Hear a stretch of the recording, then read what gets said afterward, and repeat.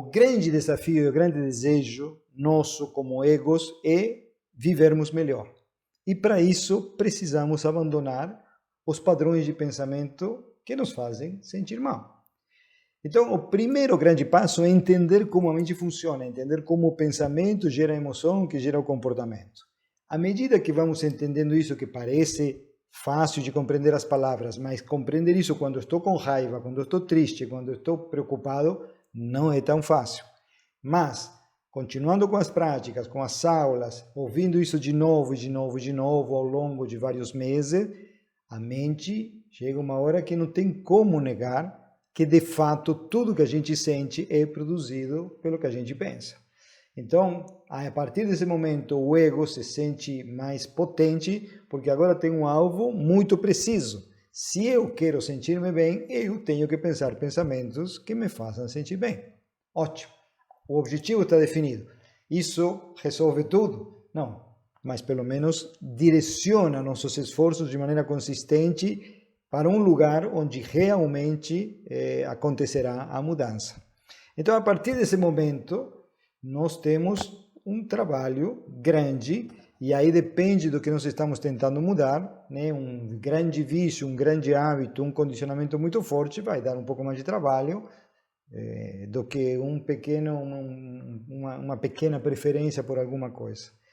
Mas aí, a própria meditação nos dá as ferramentas para realizarmos essa mudança no padrão de pensamentos de maneira mais rápida, com menos esforço e mais eficiência. E aí, basicamente, nós temos a afirmação e visualização e variações disso, combinações dessas duas técnicas. Porque o que tem que ficar claro é que nós não somos assim. Não importa como você se defina, se você se define como alegre, triste, deprimido, impaciente, angustiado, ansioso, nós não somos nada disso. Isso é a consequência dos pensamentos que mantemos em nossa mente no momento. Se a gente muda os pensamentos, mudam as emoções, as atitudes, os comportamentos, muda nossa definição, muda nossa autoimagem, nosso autoconceito. Tá? Então, entendendo isso, que nós não somos assim, não importa de que signo somos, não importa se nossos pais nos amaram ou não nos amaram, tudo isso influencia, mas nós não somos assim. Nós somos uma existência inteligente, livre, que pode pensar qualquer pensamento e, consequentemente, gerar qualquer tipo de emoções, sentimentos e comportamento e, consequentemente, gerar qualquer tipo de identidade.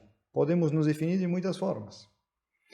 Partindo de uma compreensão mais ou menos nítida desse fato, a gente começa a fazer a mente pensar os pensamentos que nos levam aonde nós queremos ir. Então, assim, eu quero ser muito mais paciente ou muito mais feliz, eu tenho que ter pensamentos de paciência e de felicidade para agir no cotidiano, apreciar a beleza, apreciar os momentos bons, validar o que eu já tenho, o que já conquistei, porque focando atenção nisso e pensando esses pensamentos, eu gero emoções de satisfação, de autoconfiança, mostro para mim mesmo tudo que eu já conquistei, porque se eu foco atenção em tudo que falta conquistar, fica assustador eventualmente, ou fica meio desmotivador. Tá? Mas aí depende do meu enfoque.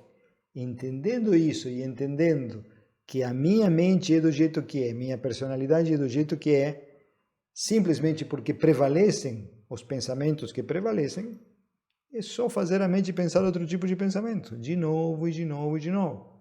Então não é que eu sou impaciente. Eu acumulei pensamentos que me fazem agir de maneira impaciente, mas eu não sou nem paciente nem impaciente. Então, quero ser paciente? Tá bom, aí eu defino o objetivo, quero ser paciente. Tá, como que uma pessoa paciente pensa? A pessoa paciente diz, calma, que a longo prazo as coisas se resolvem. A pessoa paciente diz, vamos insistir mais um pouquinho, sem correria, vamos fazer devagarinho, bem feito, vamos insistir de novo, vamos tentar de novo, nem sempre as coisas saem do jeito que a gente quer da primeira vez, às vezes nós temos que repetir as coisas muitas vezes. Então, de maneira mais pensando coisas mais ou menos desse tipo, digamos, eu crio uma nova atitude. Isso é do dia para a noite. Se eu tiver uma mente bem treinada, um foco de atenção potente, pode até ser do dia para a noite. Mas quando a gente começa essa caminhada, nosso rainho de atenção é uma lanterninha assim, que tem uma luzinha que mal dá para ver o próximo passo. Então, exige mais repetição. Mas quando a gente entende o mecanismo e a gente entende que se minha mente pensar um pensamento muitas vezes, o meu cérebro vai entender que esse pensar é importante e vai construir uma estrutura no cérebro para facilitar a ocorrência do pensamento, otorgando a esse pensamento um certo poder, um certo status no mundo cerebral, digamos assim. Então é só continuar insistindo, até que a coisa se torne cerebral, até que esse pensamento encarne em meu cérebro. A sinapse que se cria no cérebro é a encarnação dessa ideia, que leva com facilidade a emoções, atitudes e comportamentos. Então, se eu entendo isso, não importa quão obscura tenha sido a minha infância, quão terrível tenha sido o meu passado, quantos traumas eu tenha sofrido e quantas violências, abusos e coações tenham me perseguido ao longo dos anos, não importa. Eu continuo sendo a inteligência e eu tenho que atribuir significado a tudo isso que aconteceu. E eu posso atribuir o significado que estou atribuindo ou posso atribuir um significado que me faça sentir melhor. O que é um sábio? Um sábio é uma pessoa igual a todas as outras, faz xixi, faz cocô, respira, pensa, sente, mas é considerado um sábio porque se comporta de uma maneira mais equilibrada. E como faz para comportar-se de uma maneira mais equilibrada? E para sentir-se mais tranquilo e sentir-se mais em paz e ser menos violento e ter mais tolerância? Como que ele faz? Ele pensa outros pensamentos. A única diferença é essa. Ele não tem células diferentes, ele não tem coisas estranhas, não é um extraterrestre. Apenas dedicou atenção a pensar outros pensamentos e pensou pensamentos que o levam a agir dessa maneira por muito mais tempo do que você. É só isso. Se você olha para você hoje, você vai ver que hoje seu ego, sua personalidade, é consequência de tudo que você pensou ao longo da vida. E tem coisas que você pensou mais do que outras. Por exemplo, se você tem uma profissão, certamente você dedicou muito tempo, esforço e repetição a pensar os pensamentos que permitem que você exerça essa profissão. Se você estudou medicina, você dedicou 6 anos a pensar coisas de medicina. Se você estudou engenharia, você dedicou 5 anos, 6 anos a estudar temas de engenharia. E por isso que você entende umas coisas e o médico entende de outras. E por isso que um é engenheiro e outro é médico. Qual que é a diferença? Os dois são seres humanos, os dois têm olhos, ouvidos, boca, braços, pés. Qual a diferença? A diferença é que um dedicou tempo a pensar um tipo de pensamentos, outro dedicou tempo a pensar outro tipo de pensamentos. Então, se eu dedicar tempo a pensar repetidamente pensamentos que me levem a emoções agradáveis, que me levem a sentir-me bem, mais cedo ou mais tarde, meu estado habitual será de bem-estar emocional. Por quê? Porque esses pensamentos que geram um bem-estar emocional prevalecerão sobre todos os outros. É um trabalho de repetição, de insistência. Vamos pensando os pensamentos que nos fazem sentir bem de novo, e eventualmente se torna o pensar padrão. Hoje eu não tenho um pensar padrão. Hoje eu não tendo a interpretar as coisas de uma certa maneira, otimista, ou pessimista, ou crítica, ou assustada, ou preocupada.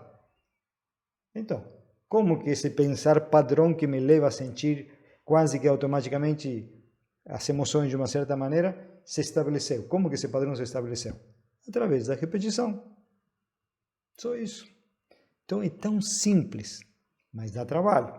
Mas é tão simples, tão fácil. Por que não fazer? Se você entende o mecanismo, você tem um enorme poder. O poder de fazer de novo, um pouquinho a cada vez. Porque isso aqui não exige uma disciplina que seja uma linha reta. A partir de hoje, pensarei o pensamento 333 vezes por dia, entre as 8 e as 14 horas. Não, você vai pensando, e vai pensando, e vai pensando. Um dia pensa 300 vezes, outra 200, outra 50, outra 500, outra 1000. Sim, não precisa de uma disciplina cartesiana, entendeu? Pode ser que um dia seja mais, outro dia um pouco menos, mas se você entende o mecanismo, o único que te resta é pensar de novo, e de novo, e de novo, o máximo possível, a maior quantidade de vezes possível, com a maior intensidade possível. E você sabe que vai chegar um momento que essa repetição vai tornar esse pensamento que você está pensando repetidamente o pensamento padrão. A partir daí, tua mente interpreta as situações usando esse padrão de maneira automática e involuntária.